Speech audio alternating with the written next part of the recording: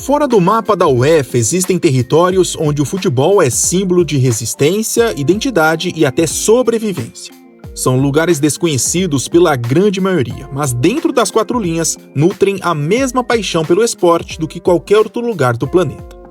Na primeira parte, vimos as histórias das ligas da Ilha de Gozo, do Chipre do Norte e da Crimeia. Agora, nessa segunda parte, vamos ainda mais longe conhecer mais 3 ligas fantasmas do futebol europeu.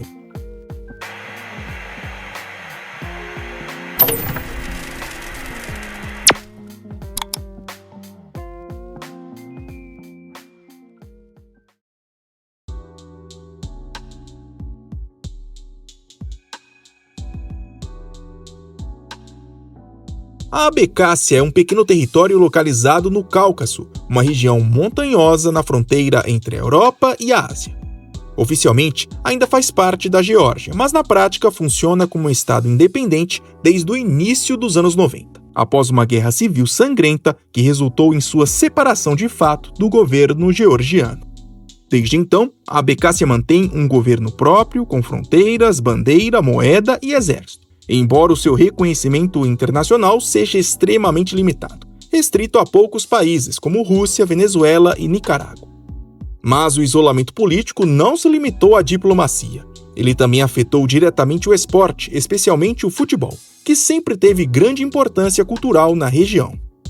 Quando a União Soviética ruiu e a guerra tomou conta do território, cidades inteiras ficaram em ruínas e o futebol local simplesmente desapareceu.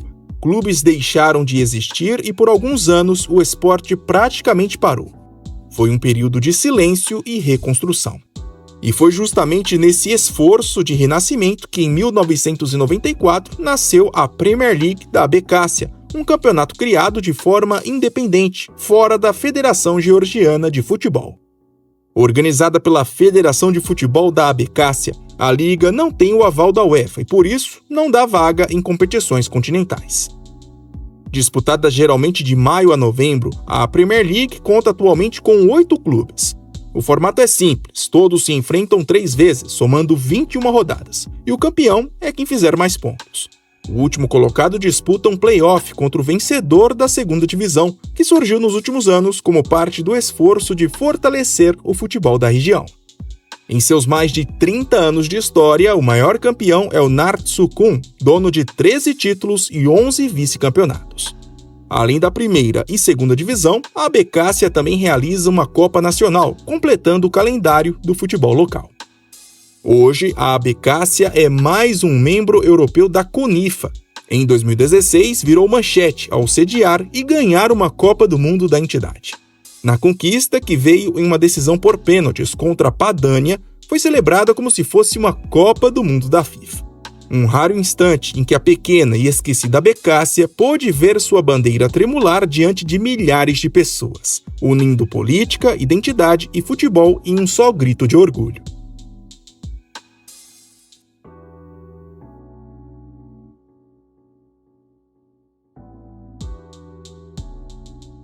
A Ilha de Man é um pequeno território encravado no meio do mar da Irlanda e, apesar do tamanho, carrega uma história peculiar.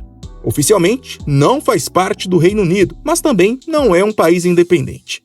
É uma dependência da coroa britânica, com seu próprio parlamento, leis e até moeda, embora o governo britânico ainda cuide da defesa e das relações exteriores.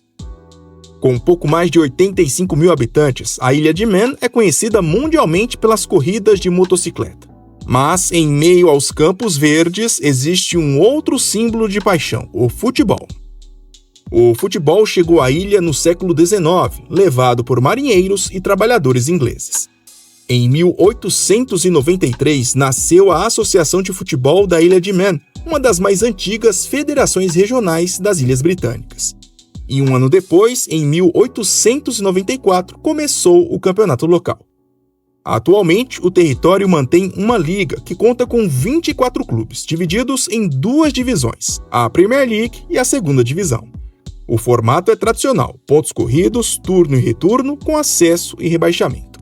Os jogos acontecem no padrão do calendário europeu, em gramados muitas vezes castigados pelo clima local.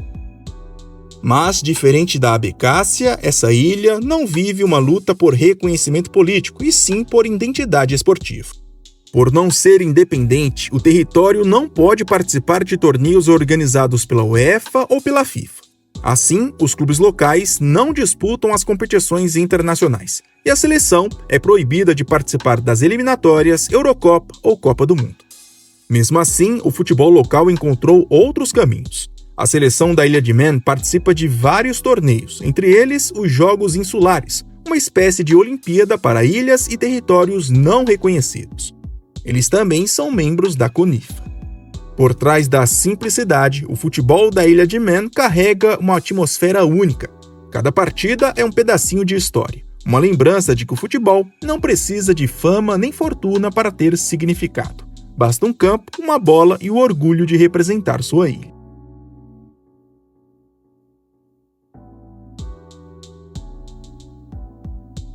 E se a Abcásia luta por reconhecimento político, a Groenlândia enfrenta um desafio bem diferente: sobreviver ao próprio ambiente. Considerado um dos lugares mais isolados do planeta, o território pertence ao Reino da Dinamarca. Lá, o futebol precisa desafiar o frio extremo, a neve constante e a total ausência de gramados naturais. Durante a maior parte do ano, o solo está congelado, e manter um estádio de futebol em um ambiente assim é uma tarefa quase impossível. Mesmo assim, nos últimos anos, esse esporte floresceu e virou símbolo de união nacional. A Associação de Futebol da Groenlândia existe desde 1971. Desde esse período, ela organiza um campeonato local, e ele é considerado o mais curto do mundo. O formato desse campeonato é tão singular quanto o território. Devido às condições adversas da ilha, o campeonato acontece apenas no verão, geralmente em agosto. As equipes disputam classificatórias regionais, divididas por zonas geográficas, já que não há estradas ligando as cidades. As melhores equipes de cada região se classificam para uma fase final, realizada em uma cidade-sede escolhida a cada ano.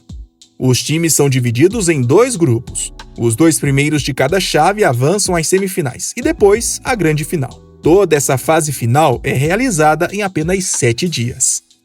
Mesmo com poucos dias de competição, o campeonato mobiliza toda a população local. A seleção nacional também vem buscando seu espaço. Formada basicamente por jogadores do campeonato local, a equipe vem representando a Groenlândia em alguns amistosos e torneios não oficiais. A Groenlândia também é hoje membro da CONIFA, mas o grande sonho do futebol local ainda está fora de campo. A ilha luta há anos para ser aceita por uma entidade continental, o primeiro passo antes de tentar um reconhecimento da FIFA. Por muitos anos, a Groenlândia tentou se filiar à UEFA, entretanto, o pedido sempre foi rejeitado. A UEFA alega que as condições climáticas e a falta de infraestrutura mínima inviabilizam a participação da Groenlândia em torneios oficiais. Curiosamente, nos últimos meses, foi a vez da Groenlândia tentar se juntar à CONCACAF. Afinal, a Groenlândia está localizada bem próxima do Canadá. Todavia, pelos mesmos motivos impostos pela UEFA, essa proposta groenlandesa também não avançou. Durante a semana de verão do campeonato, vilarejos inteiros param. Famílias viajam de barco, comunidades se reúnem e o futebol vira festa.